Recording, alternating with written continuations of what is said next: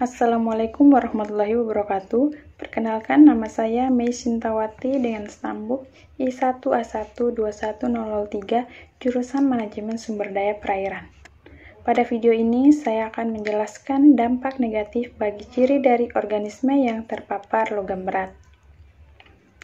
Dampak negatif logam berat terhadap organisme adalah serangkaian efek merugikan yang terjadi pada makhluk hidup akibat paparan logam berat seperti timbal, merkuri, arsenik, dan kadmium.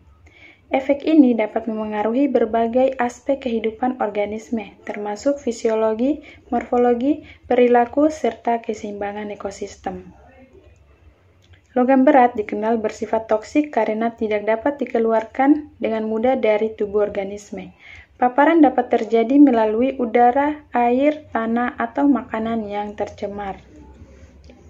Beberapa dampak negatif logam berat terhadap organisme. Yang pertama, gangguan fisiologis, diantaranya kerusakan sel dan jaringan, yaitu logam berat dapat merusak membran sel, menyebabkan kematian sel, dan mengganggu fungsi jaringan. Selanjutnya, stres oksidatif, yaitu radikal bebas yang dihasilkan oleh logam berat menyebabkan kerusakan DNA, protein, dan lipid. Selanjutnya yaitu gangguan sistem metabolisme, yaitu logam berat menghambat fungsi enzim esensial dan mengganggu proses metabolisme tubuh. Yang kedua yaitu gangguan morfologi.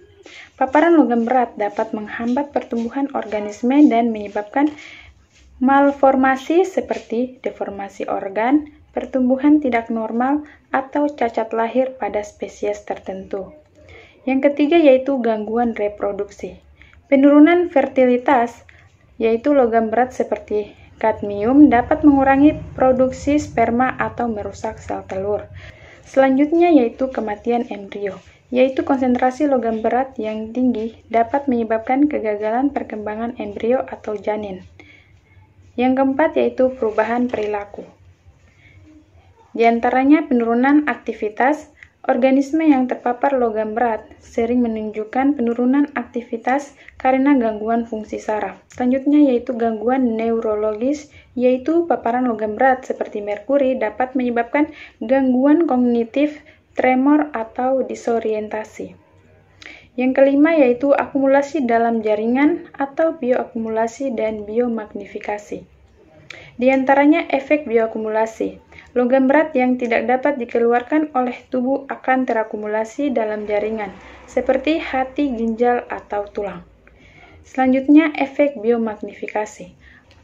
Organisme pada tingkat trofik lebih tinggi dalam rantai makanan menerima konsentrasi logam seperti yang lebih tinggi yang dapat menyebabkan kerusakan lebih besar. Yang keenam, dampak ekosistem logam berat merusak keseimbangan ekosistem dengan membunuh mikroorganisme penting dalam tanah atau air, mengurangi keanekaragaman hayati, dan mencemari habitat organisme. Itulah beberapa dampak negatif logam berat terhadap organisme yang dapat saya sampaikan.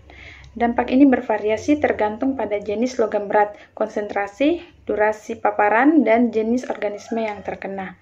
Untuk mengurangi dampak negatifnya, diperlukan upaya mitigasi seperti pengelolaan limbah yang baik dan pengawasan terhadap pencemaran lingkungan.